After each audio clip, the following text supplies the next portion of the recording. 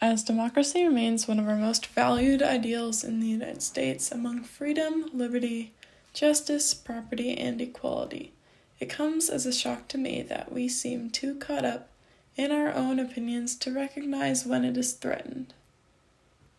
Polarization is defined by complete opposition.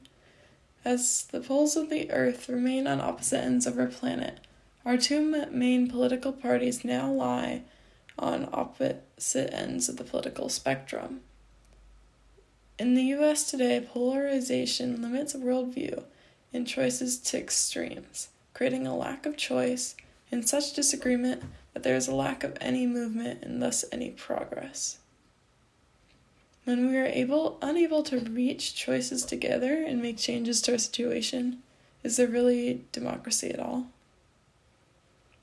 Even when most agree that polarization has gone too far, truly few, if any, have really grasped the gravity of our own situation yet. Only time will tell if this way of thinking will be taken advantage of further, while more and more democracies find themselves polarized to a degree at which it threatens the freedoms we hold as our inalienable rights. The purpose of my project was to create action and awareness in my community surrounding political polarization. I believe that the strongest way to combat the issue is to see each other as human and be transparent and open about our thoughts, ideals, reasoning, strengths, and weaknesses. I wanted to be able to pitch better conversation and support in my school and community surrounding the issue by the end of my project, even if the improvement was very subtle and small. To achieve my goal, I initially began researching political polarization. The three main topics I researched were proving the effects of an increase in polarization, potential solutions to our polarization issues, and how polarization itself can hinder democracy. After I completed my research on polarization, I began looking at ways to gather a consensus and message from the students at Novato High about political polarization. To gather the opinions of those willing to share, I created a survey and shared it with my classmates. While I didn't receive many responses, despite last-minute attempts to improve this, I did get feedback that shaped the way that my project would go and gave me opinions to share with my video. I knew that I definitely needed a way to, at the very least, ask for the opinion of, along with answers from a local politician. For this, I decided to reach out to Jared Huffman in hopes that a representative would give me some answers as to his opinions and plan of action on these issues. Part of the consensus of my survey, which I will get to later, was that politicians will never act on this, as polarization is a highly successful tool to keep voters afraid of the opposition. While I agree with this viewpoint, I think we can all hold our politicians to higher standards at which they respect our thinking and intelligence. We could combat this issue, but this likely starts outside of politics.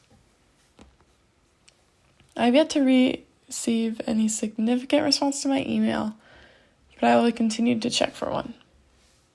Despite my other attempts to engage the community, I think my video is the most significant engagement. It summarizes the viewpoints of several students at Novato High and suggests interest in political conversation at our school. The issue of political polarization is important to me because it has personally affected members of my family, causing fights between relatives on Facebook and hurting relationships.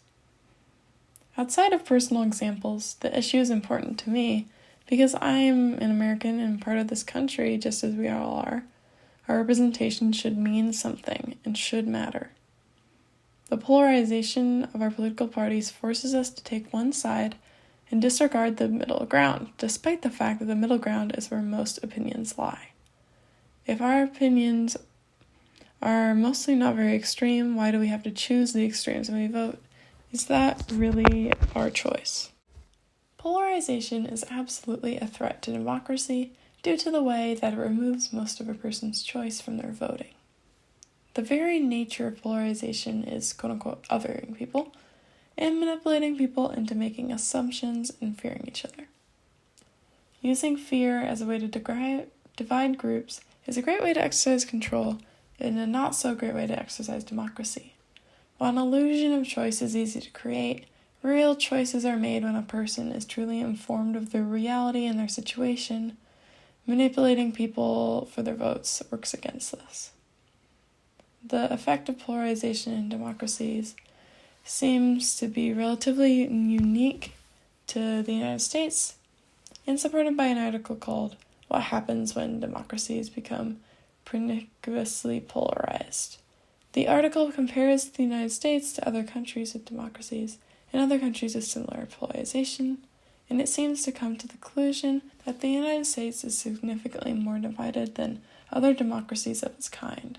And that trend points to the idea that polarization normally precedes a fall in democracy. The article states, quote, "Another troubling realization stands out. The United States is quite alone among the ranks of perniciously polarized democracies in terms of its wealth and democratic experience. Of the episodes since 1950 where democracies polarized, all of those, aside from the United States, involved less wealthy, less long-standing democracies, many of which had democratized quite recently." McCoy, 13.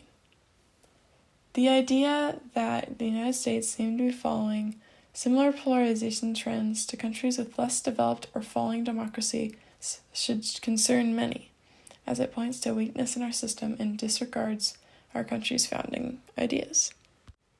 As the idea that politicians will do little to combat polarization on their own becomes more accepted, it can only be assumed that the most significant way to see a change in our polarization issue starts on a case-by-case basis. To see the changes in our democratic system that we want to see, we have to practice the ideas first. An article by Psychology Today can aid this mindset by providing ways to communicate with those who you potentially politically disagree with more effectively and create progress in middle ground. The article is titled "How to Make Political Conversations More Productive," and it describes several strategies for being more understanding and open in these important and necessary interactions. The writers reinforce the ideas that by making each other the other and simplifying issues to right and wrong, we make it almost impossible to be productive on issues and make real progress in any direction. She also makes the point that in political conversation you should link your opinions to your concerns, meaning you should shift your focus in your arguments to presenting what really matters to you and what worries you. Letting ourselves be more vulnerable creates empathy and understanding from the other side. Seeing where we are coming from grounds us and makes us human. She writes in the article, quote, "When we see ourselves and each other as complex, whole people, there is a greater likelihood of coming together productively." Kunst 4. My survey asked mostly multiple choice questions, with a few optional short answer questions for respondents to share their thoughts. While a lack of many responses makes some of the percentages for the multiple choice questions questionable, the answers I received for the free response questions felt very valuable. When asked, "What would you like our politicians to do to discourage polarization?" one student answered that, quote, "There isn't a good way to stop polarization when there are only two parties. A third party that actually has a chance at winning would force people to compromise." Another student suggested that politicians need to focus less on donors and more on voters. When asked, "What can Novato High do to create healthier discussions about current events in politics?" people answered saying that, quote, "Teachers should help kids discuss current events, helping them avoid misinformation."